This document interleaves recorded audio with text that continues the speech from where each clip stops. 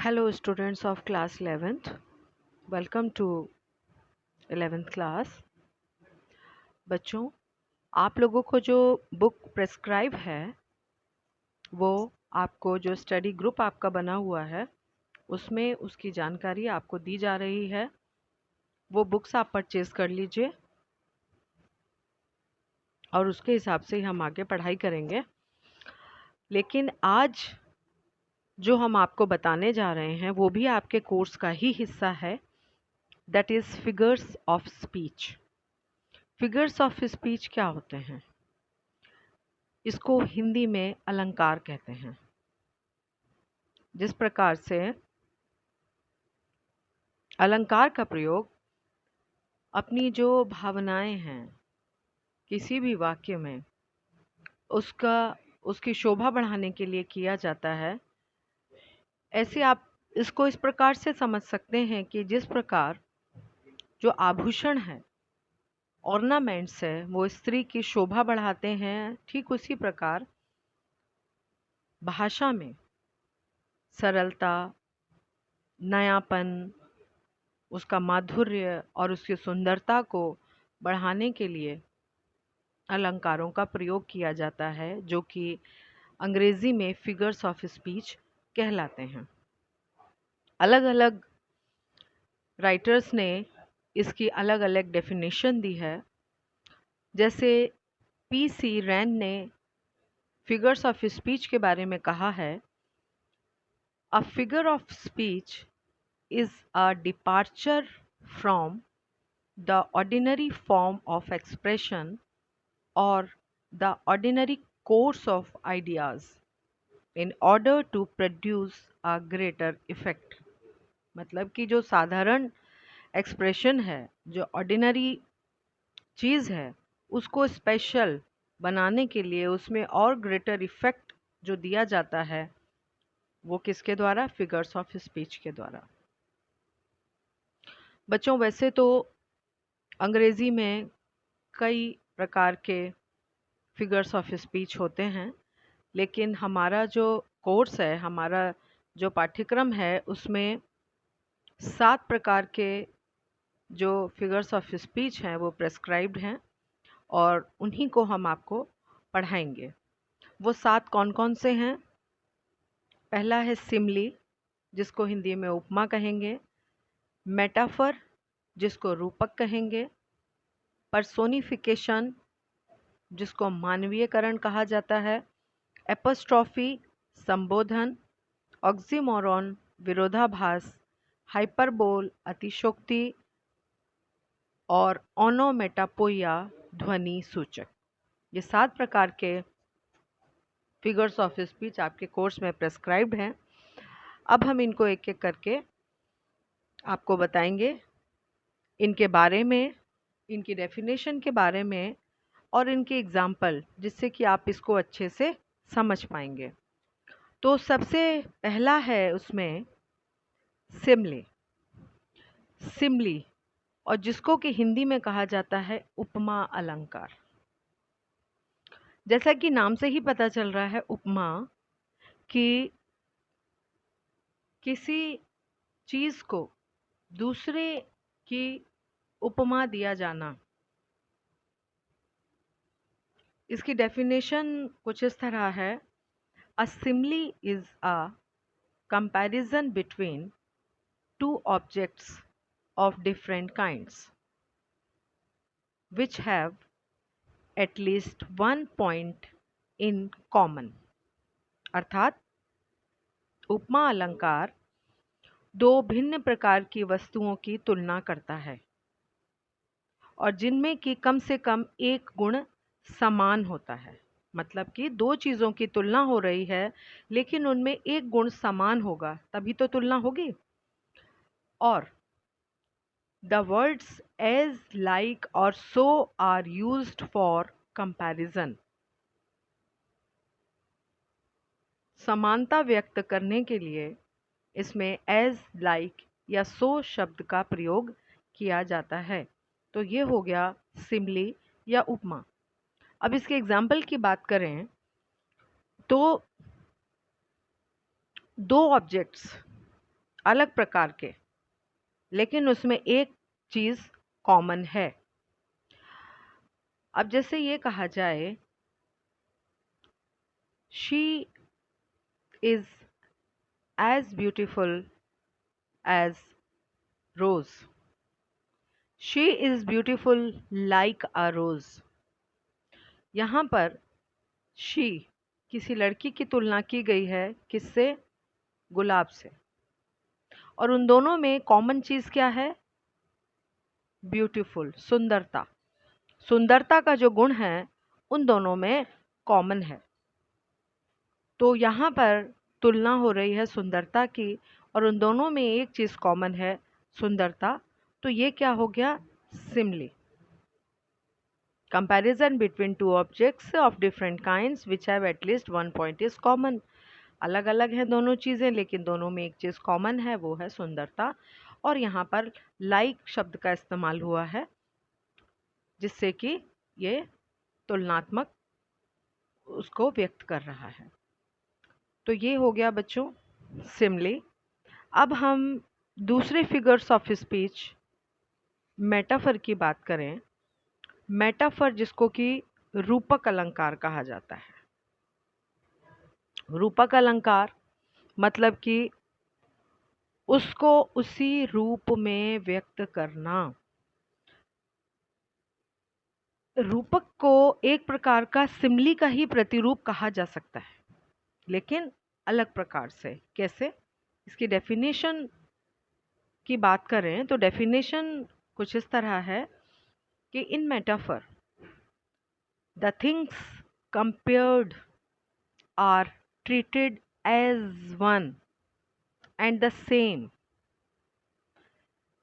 and the words of comparison as like or so are not used। मतलब in metaphor the things compared are treated as one and the same। अर्थात कि रूपक में तुलना करने वाली जो बातें हैं उनको एक ही मान लिया जाता है। मतलब तुलना तो मेटाफर में भी होती है, लेकिन जिस प्रकार से सिमली में दो अलग अलग चीज़ों की तुलना होती है और उनमें एक चीज़ कॉमन होती है, लेकिन मेटाफर में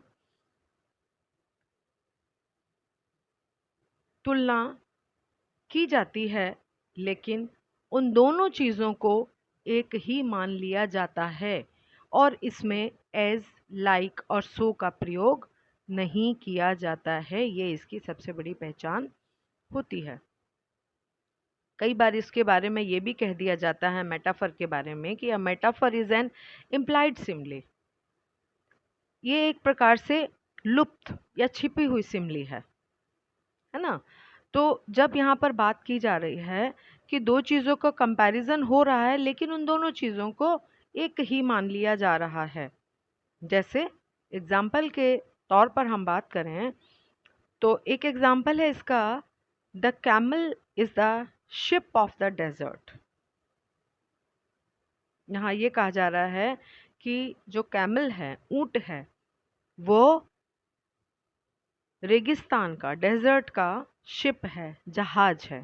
मतलब कि ऊंट जो है रेगिस्तान का जहाज है।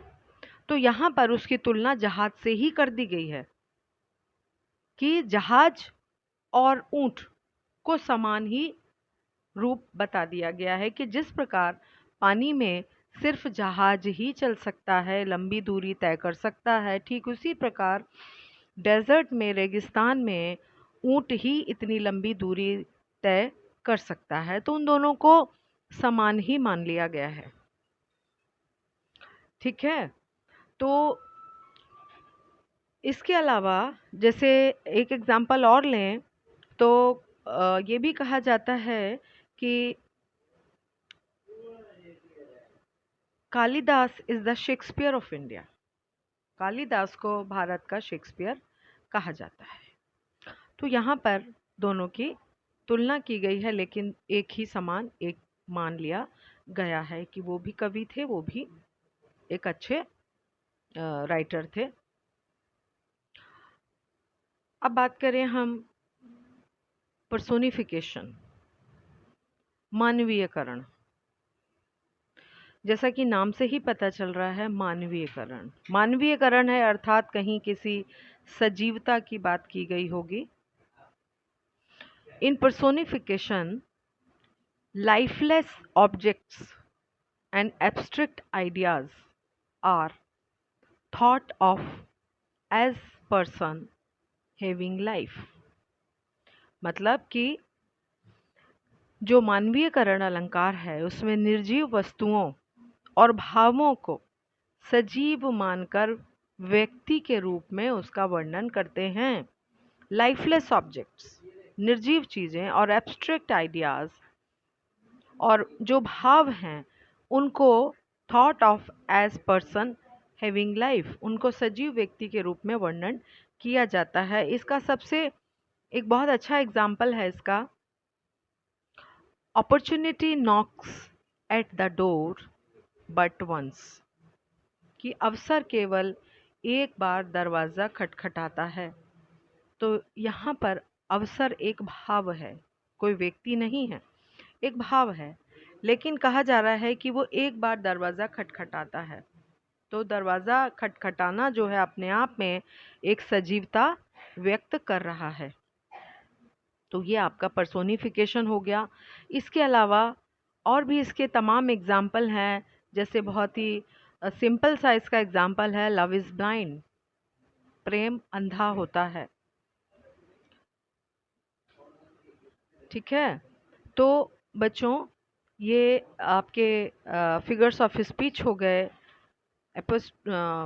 Simli, metaphor, personification, and the fourth one is apostrophe, संबोधन।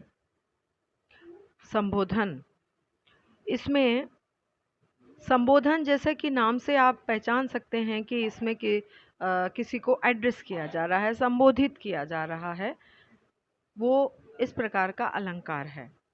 N apostrophe is a direct address to the dead, to the absent, or to a personified object or idea। Apostrophe वह अलंकार है जिसमें मृत, अनुपस्थित या मानवीकरण किए हुए पदार्थ या विचार को संबोधित किया जाता है। जिसमें जो अनुपस्थित है, मृत है, या आपके विचार में है, उनको संबोधित करते हुए जो कहा जाता है, जो वाक्य बनता है, वो एपोस्ट्रॉफी या संबोधन कहलाता है।